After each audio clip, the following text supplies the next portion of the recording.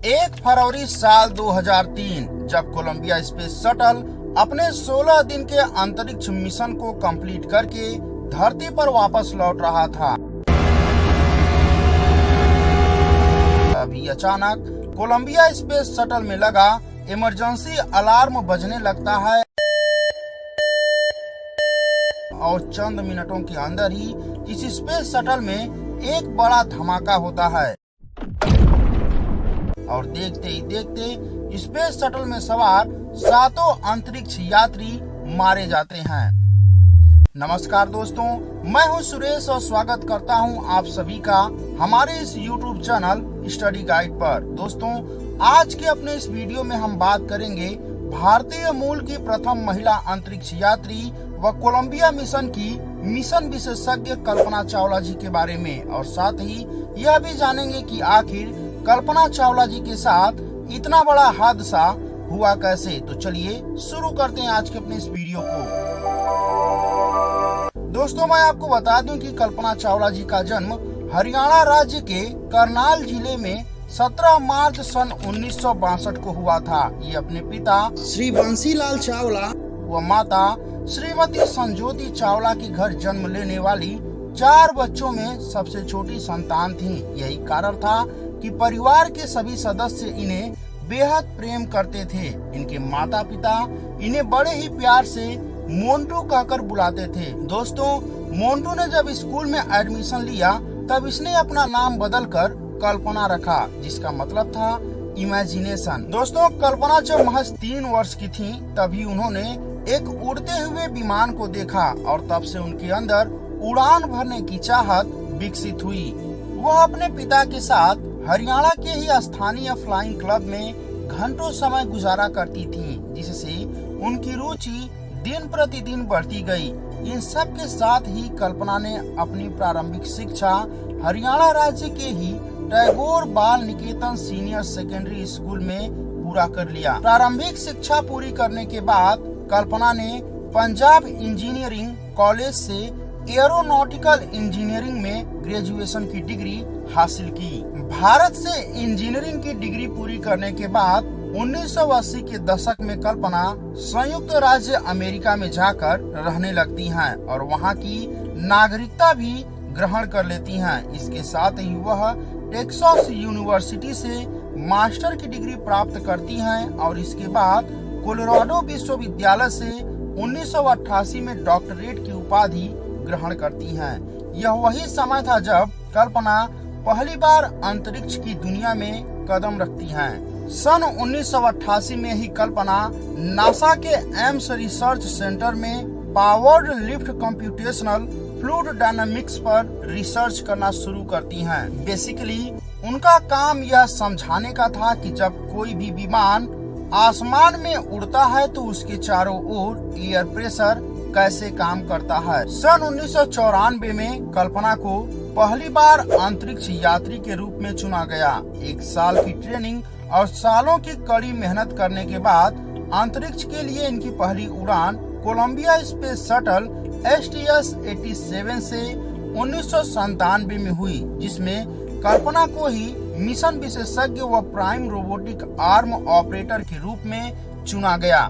दोस्तों, इस शटल ने केवल 14 दिनों में ही पृथ्वी की लगभग 252 परिक्रमा पूरी की। इस मिशन में कल्पना चावला ने रोबोटिक आर्म का प्रयोग स्पार्सन 201 सैटेलाइट को तैनात करने के लिए किया, जिसका उद्देश्य सूर्य के बाहरी परत, जिसे कोरोना के नाम से भी जाना जाता है, का अध्ययन करना था। लेकिन कुछ तकनीकी खराबी के कारण यह सैटेलाइट काम नहीं कर सका। अपनी पहली उड़ान भरने के बाद कल्पना कहती हैं कि जब हम तारों व आकाश गंगा को देखते हैं तो हमें ऐसा लगता है कि हम किसी विशेष भूमि के टुकड़े से नहीं बल्कि सौर मंडल से आए हैं। साल 2000 में कल्पना चावला को दूसरी बार अंतरिक्ष यात्री के रूप में चुना गया, जहां उन्हें कोलंबिया स्पेस शटल STS-107 में मिशन विशेषज्ञ के रूप में काम करना था।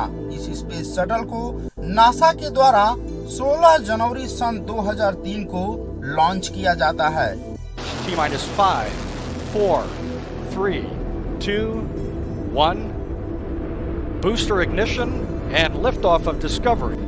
दोस्तों, इस स्पेस शटल में कल्पना चावला के अलावा 6 और भी अंतरिक्ष यात्री सवार थे। 16 दिनों के उड़ान के दौरान इस स्पेस शटल में सवार अंतरिक्ष यात्रियों के द्वारा लगभग 80 से भी अधिक प्रयोग किए गए, जिसमें इस अंतरिक्ष यात्रियों ने इस बात का पता लगाया कि आखिर अंतरिक्ष में वाटर को रिसाइकल कैसे किया जा सकता है और साथ ही अंतरिक्ष में उड़ान के दौरान कीड़े मकोड़े व मछलियां कैसा बिहेव करती हैं। इसके साथ ही इन्होंने सूर्य का भी अध्ययन किया। अपने 16 दिनों के अंतरिक्ष मिशन को पूरा करने के बाद यह स्पेस शटल अमेरिका के कैनेडी स्पेस सेंटर पर उतरने के लिए रवाना होता है। लेकिन जैसे ही यह स्पेस शटल पृथ्वी के वायुमंडल में प्रवेश करता है, वैसे ही स्पेस शटल के लेफ्ट विंग से आग की लपटें निकलने लगती हैं और स्पेस शटल कई टुकड़ों में बिखर जाता है। तो दोस्तों, आइए जानते हैं कि आखिर इतना बड़ा हादसा कैसे हुआ। दोस्तों, मैं आपको बता दूं कि जब कोलंबिया स्पेस शटल को लॉन्च किया जा रहा था, तभी इसके लेफ्ट विंग से एक ब्रीफ केस के आकार का टुकड़ा टूटकर कोलंबिया स्पेस शटल के थर्मल प्रोटेक्शन सिस्टम से टकरा जाता है, जिसके कारण इसका थर्मल प्रोटेक्शन सिस्टम डैमेज हो जाता है। दोस्तों, थर्मल प्रोटेक्शन सिस्टम का काम कोलंबिया स्पेस शटल को हीट से बचाना था। जैसे ही यह ब्रीफ केस के आकार का टुकड़ा थर्मल प्रोटेक्शन सिस्टम से जाकर टकराता है, वैसे ही इस थर्मल प्रोटेक्शन सिस्टम में एक छोटा सा छेद हो जाता है, जिसके कारण वायुमंडल की गर्म गैसें इस थर्मल प्रोटेक्शन में प्रवेश करने लगती हैं और 1 मिनट से भी कम समय के अंदर स्पेस शटल कई टुकड़ों में बिखर कर अलग हो जाता है और स्पेस शटल में सवार सभी अंतरिक्ष यात्रियों की मौत हो जाती है।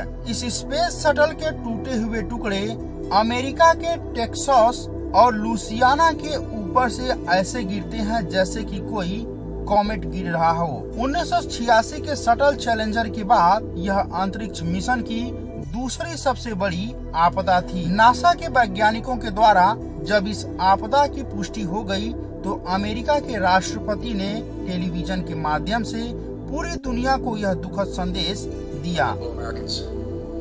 This day has brought terrible news and great sadness to our country. At 9 o'clock this morning, Mission Control in Houston lost contact with our space shuttle Columbia. A short time later, debris was seen falling from the skies above Texas. The Columbia is lost. There are no survivors.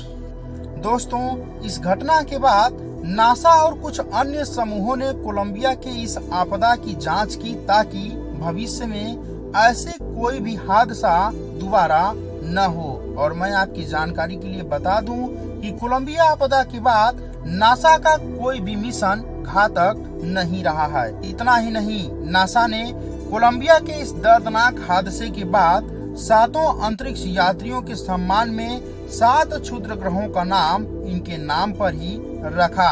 वहीं Texas university ने साल 2010 में Arlington college of engineering में कल्पना चावला स्मारक भी समर्पित किया। दोस्तों, नासा के द्वारा ही साल 2020 में कल्पना चावला के नाम पर एक कॉमर्शियल कार्गो अंतरिक्ष यान अंतर्राष्ट्रीय स्टेशन के लिए लॉन्च किया गया। वहीं नॉर्थरोन ग्रूमन के सिग्नल कैप्सूल का नाम भी SS कल्पना चावला रखा गया। दोस्तों, आप लोगों को कल्पना जी के जीवन से जुड़ी यह जानकारी कैसी लगी? यदि यह वीडियो आप लोगों को पसंद आया हो तो प्लीज इस वीडियो को लाइक कीजिएगा। चैनल पर नए हैं तो चैनल को सब्सक्राइब कीजिएगा। मिलते हैं अगले वीडियो में एक नए टॉपिक के साथ। तब तक के लिए धन्यवाद।